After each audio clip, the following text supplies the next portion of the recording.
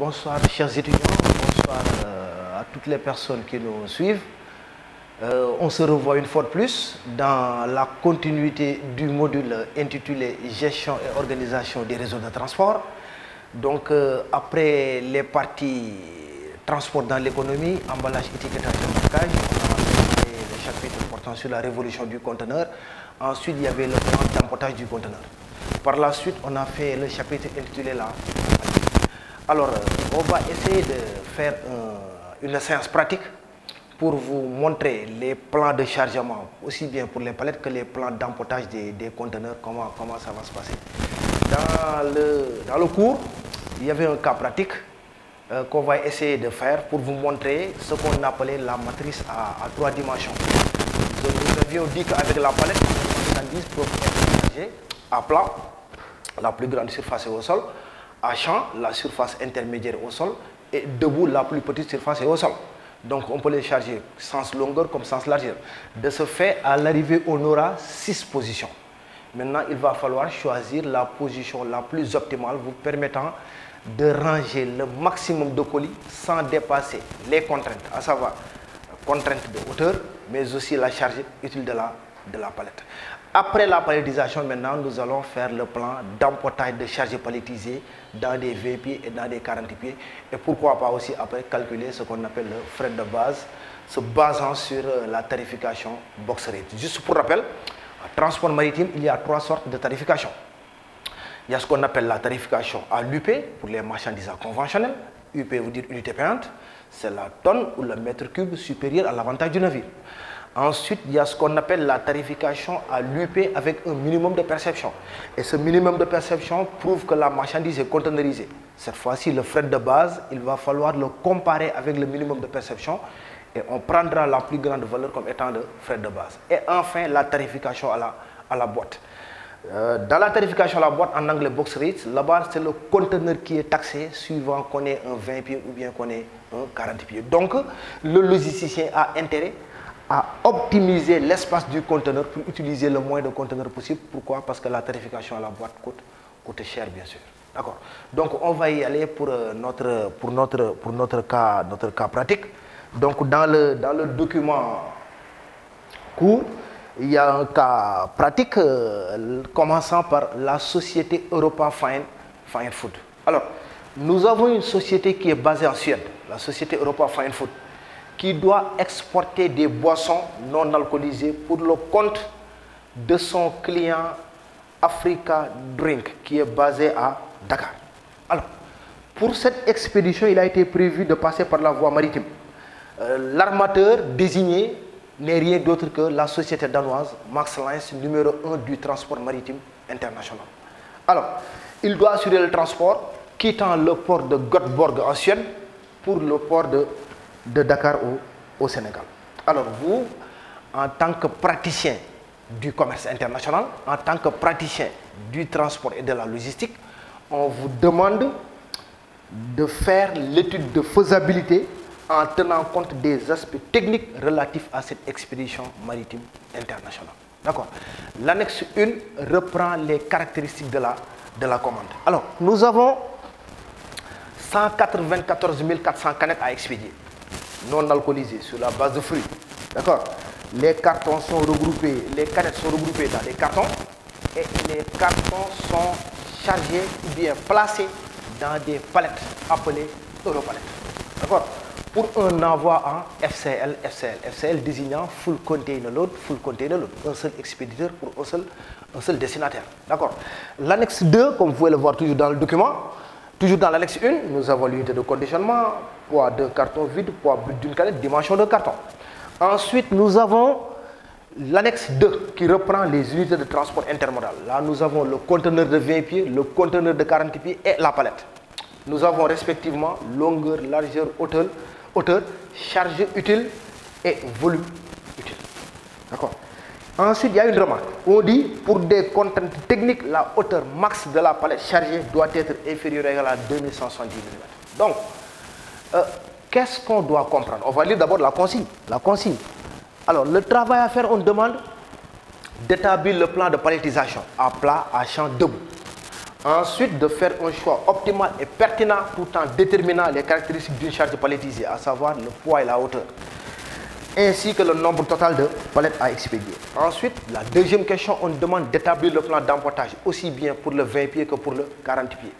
Et enfin, pour la troisième et dernière question, on demande de calculer le fret de base pour cette expédition, en sachant que l'armateur Max Lines, d'après sa tarification box rate, 1600 USD par 20 pieds et 2500 USD par 40 pieds. Alors, quand vous avez une expédition de telle sorte, la première chose à faire, c'est de régler le colisage. C'est-à-dire que on a des canettes, on a des cartons, on a des unités de conditionnement. Maintenant, il faut regrouper les éléments qui vont ensemble. D'accord? On commence par le carton. Déjà, il faudra trouver le nombre de cartons. Vous avez 194 400 canettes qui sont regroupées par lot de 24 dans des cartons. Divisé par 24 vous donnera le nombre de cartons. D'accord? Ensuite, maintenant, il va falloir maintenant chercher on va convertir les dimensions. Et on cherche aussi le poids brut unitaire. Parce qu'on devra placer les cartons dans les palettes. La charge utile de la palette, on va y revenir après. Il ne faut pas que le poids des cartons dépasse la charge utile. Si le poids des cartons dépasse la charge utile de la palette, il va falloir changer de position. Allez trouver une position vous permettant de ranger les cartons sans autant dépasser la charge utile, bien sûr. D'accord? Donc ici, pour les dimensions du carton, on a respectivement 0,32 mètres désignant la longueur, 0,22 mètres désignant la largeur et 0,13 mètres désignant la hauteur. D'accord? Ensuite, on nous dit poids d'un carton vide 400 grammes. Je vais le convertir en kilogrammes. Poids brut d'une canette 250 grammes. Non, là c'était les dimensions. Hein. Excusez-moi, je me suis trompé. Là, nous avons les dimensions du carton. Là, nous avons le poids brut unitaire. Dans un carton, on a 24 canettes. Chaque canette fait 0,25 kg fois 24. Et il faudra y ajouter maintenant ce qu'on appelle la tare. Plus 0,4 kg. Là, nous avons le nombre de cartons que nous allons calculer après. Là, nous avons le poids brut unitaire aussi que nous allons calculer après aussi. D'accord? Pour le nombre de cartons, nous aurons alors 8100 cartons. Nous aurons 8100 cartons. Pour le poids brut unitaire, on va le calculer après. Pour le poids brut unitaire, on aura alors 0,25 kg. On a 0,25 kg multiplié par 24 plus 0,4 qui est la tare. 0,25 multiplié par 24 plus 0,4, ce qui nous donne 6,4 kg, qui est le poids brut unitaire. D'accord? On a les dimensions du carton, nombre de cartons, poids brut unitaire. On va voir du côté de la palette. Pour la palette, longueur de la palette, vous l'avez au niveau de l'annexe. Vous l'avez au niveau de l'annexe 2, les unités de transport intermédiaire. Je vais les convertir en mètres. Longueur 1,2, largeur 0,8 Europalette et hauteur palette vide, hauteur du plateau 0,25 mètres. D'accord? Ensuite, nous avons, ça c'est les dimensions, la tare, c'est important, poids de la palette vide, 30 kg. Mais le plus important, c'est les contraintes. Nous avons deux contraintes concernant la hauteur et concernant ce qu'on appelle la charge utile. Pour la hauteur, 2170 mm, donc 2,17 mètres. Pour la charge utile, 1190 kg. D'accord? Donc, quand vous allez faire le plan de chargement de la palette, pour des contraintes techniques, la hauteur max de la palette doit être inférieure ou égale à 2170 mm qu'on a converti en 2,17 mètres. Pour la charge utile, vous devez placer les cartons dans les palettes. On ne doit pas dépasser 1190 kg, qui est la charge utile, payload en anglais, qu'on ne doit pas dépasser, bien sûr. D'accord? Donc là, c'était pour, nous avions déjà pour les cartons, c'est réglé, la palette, c'est réglé, et ensuite, nous avons les conteneurs. Les conteneurs. Nous avons le conteneur de 20 pieds et le conteneur de 40 pieds. Pour le conteneur de 20 pieds, longueur 6,06 mètres, largeur 2,4 mètres, hauteur 2,35 mètres. La charge utile est de 18 tonnes. D'accord? Pour le 40 pieds, 12,03 mètres longueur fois 2,42 mètres largeur fois 2,39 mètres hauteur. La charge utile du conteneur de 40 pieds est égale à 32 tonnes. Si vous voulez, 32 000 kg. Nous avons aussi leur volume utile, 34 mètres cubes pour le 20 pieds et 69,6 mètres cubes pour le 40 pieds. D'accord?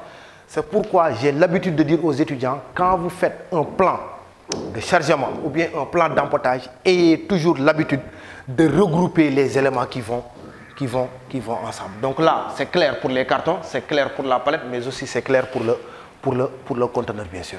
D'accord? Maintenant, nous allons passer à la réponse pour la première question. On nous demande d'établir le plan de chargement de la palette. Alors, ce qu'il faut savoir, on va dresser une matrice. Maintenant, cette matrice-là, on l'appelle matrice à 3 dimensions.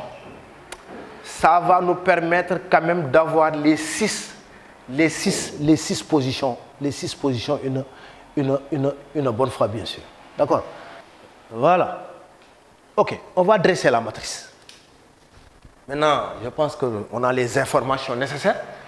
Maintenant, on va dresser la matrice en tenant compte des... D'accord. Ok. On va répondre à la question 1.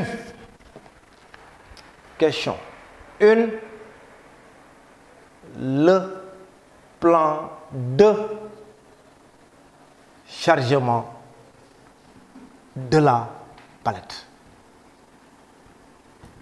Ok. Alors, cette matrice est très efficace. Cette matrice nous permettra d'avoir...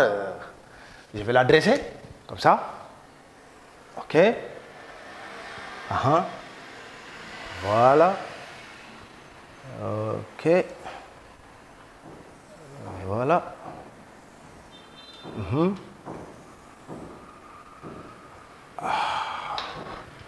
pense. Ouais. Je vais effacer ici un peu. Hop. Ok. Voilà. Je vais ajouter. Voilà. Alors, rappelez-vous, là, on aura les dimensions de la palette. Là, on aura les dimensions du carton. Pour la palette, longueur, on avait, je vais le mettre en, je vais changer les couleurs. Longueur 1,2, largeur 0,8. Et là, je mets un point d'interrogation dont je reviendrai sur ça après. Pour le carton, 0,32 mètres longueur, 0,22 mètres largeur et 0,13 mètres hauteur. Alors, ici, pourquoi j'ai mis un point d'interrogation? Il y a ce qu'on appelle la charge nominale. Pour trouver la charge nominale, il va falloir toujours aller partir de la contrainte et défalquer la palette, la hauteur du plateau, ce qu'on appelle la hauteur de la palette vide. Donc, pour la contrainte, on nous avait dit que c'est 2,17 mètres. 2,17 mètres, vous enlevez 0,25 mètres et ça va vous donner 1,92 mètres.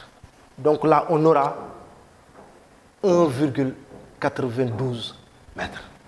D'accord? On vient de faire la matrice. Maintenant, ce que je vais faire, je vais numéroter les gages de 1 à 9. Là, 1, 2, 3, 4, 5, 6, 7, 8 et 9. D'accord? Alors, si vous regardez bien la matrice, là, on va faire des divisions. On va joindre la colonne et la ligne. 1,2 divisé par 0,32, son résultat sera ici. 1,2 divisé par 0,22 ici, 1,2 divisé par 0,13 ici. Ainsi de suite, jusqu'à obtenir tous les résultats. D'accord? Donc là, on aura 3, là, on aura 5, et là, on aura 9. Vous aurez l'occasion après de vérifier les résultats. Là, on aura 2, là, 3, et là, 6. Et enfin, là, on aura 6, là, on aura 8, et là, on aura 14. Donc, si je mets la marchandise à plat, longueur sur longueur, largeur sur largeur, hauteur sur hauteur. Ensuite, il suffit juste de pivoter la caisse pour avoir cette fois-ci longueur sur largeur et largeur sur longueur. La hauteur ne change pas. Je vais le faire à plat, position longueur, position largeur, à champ, position longueur, position et debout, position longueur. De toute façon, je dois avoir après 6 résultats. On vient de faire la matrice, mais maintenant, comment interpréter la matrice? Il y a des codes. Il suffit juste de suivre les codes pour avoir le nombre de cartons sur la palette. Alors regardez, on va interpréter la matrice. Si je mets les codes 159 et 429, oui, sûrement certains viendront me demander d'où viennent les 159 et 429, mais c'est simple. Ici, longueur sur longueur, c'est cage 1. Largeur sur largeur, c'est cage 5. Hauteur sur hauteur, c'est cage 9. Donc 159 me donnera 3 fois 3 fois 14. Et si je fais 3 fois 3 fois 14, là je vais trouver 126 cartons. Le 429, comment j'ai fait pour l'obtenir? Cette fois-ci, c'est longueur sur largeur. Mais largeur sur longueur, 2 et 9, la hauteur ne change pas. Donc ici, dans l'interprétation, j'aurai 5 fois 2 et toujours fois 14. Et 5 fois 2 fois 14 va me donner 140. Donc là, j'aurai 140 cartons. Le plan que je viens de faire, le code que je viens de faire, là, je viens d'avoir le plan A plat. Ainsi de suite. Si je fais 186 et 726, ce sera le plan A champ. Si je fais 483 et 753, ce sera le plan debout. Et en suivant ces codes-là, en noir, je vais faire les calculs en rouge pour obtenir le nombre de cartons nécessaires, bien sûr. Donc là, j'aurai, si je le fais à champ, j'aurai 3 fois 6 fois 8, 186, 3 fois 6 fois 8. D'accord? Et 3 fois 6 fois 8 va me donner 144 cartons. Ensuite, 726. 726, je vais faire 9 fois 2 fois 8. 726, regardez, 726, 9 fois 2 fois 8. Et là aussi, si vous faites bien le calcul, ça vous donnera bien sûr 144 cartons. D'accord? Alors, et enfin, 483. Cette fois-ci, on est debout. La plus petite surface est au sol. Alors là, on aura donc le 483. On aura 5 fois 6 fois 6. 5 fois 6, 30. 3 fois 6, 18. Ça me donne 180 cartons. Et enfin, le 753. 9 fois 3 fois 6. Donc, si je fais 9 fois 3 fois 6, ça va me donner 162 cartons. Donc là, j'aurai 162 cartons. Donc, je viens de terminer l'interprétation de ma matrice. Si vous regardez bien, on avait commencé par la droite, 159, et on termine par la gauche, à savoir 753, bien sûr. D'accord? Donc, il suffira après juste de maîtriser ces codes-là pour pouvoir interpréter la matrice facilement. D'accord? Maintenant, on a trouvé des résultats. Maintenant, il va falloir faire un choix. Ici, si on regarde les 6 résultats, le choix le plus optimal porte sur les 180 cartons. Mais maintenant, on va faire la faisabilité. Maintenant, il faut que l'on sache est-ce que la palette peut supporter le poids des 180 cartons. Donc, je vais le mettre ici. Là, je vais mettre faisabilité. Alors, le poids brut d'un carton, c'était 6,4 kg. Et je vais le multiplier par 180. Alors, 6,4 kg multiplié par 180, là, ça va me donner 1152 kg. 1152 kg. Et automatiquement, maintenant, je vais regarder la charge utile de la palette. Est-ce que la palette peut supporter ça? Oui, parce que 1152 kg étant inférieur à 1190 kg, représentant la charge utile de l'euro palette. Donc là, c'est bien faisable. Donc là, c'est bien possible. La palette peut bel et bien supporter le poids des 180 cartons. D'accord? Maintenant, pour répondre à la suite de la question, on a fait le plan. Donc là, pour trouver le nombre total de... Cette fois-ci, on a des palettes. Nombre total de charges palettisées ou bien nombre total de palettes chargées. Rappelez-vous, on avait 8100 cartons. 8100 cartons divisé par 180. 8100, si on le divise par 180, on va trouver 45. Donc, on aura 45 palettes chargées pour notre expédition. D'accord? Maintenant, il va falloir régler le poids d'une charge palettisée ainsi que la hauteur d'une palette chargée, bien sûr. Alors, on va terminer avec ça même. Je pense que je peux effacer la matrice. Je pense que c'est assez clair pour tout le monde. De toute façon, on aura l'occasion de revenir sur la visio pour beaucoup plus de clarté, beaucoup plus d'informations, bien sûr.